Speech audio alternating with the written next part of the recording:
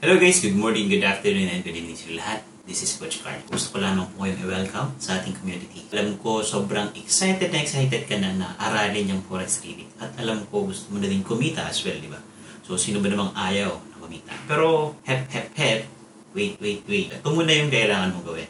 Meron akong mga create na videos and tutorials para sa mga beginners na katulad mo na matutunan nito ng tama at dapat. Ano ibig sabihin nun? Napakasimple lang naman nung kailangan mong gawin. You just need to give yourself a time, focus, and same time commitment para maging successful ka din sa industry na to. Napakahalaga ng mga bagay-bagay sa trading na kailangan mong magawa ito ng tama at dapat.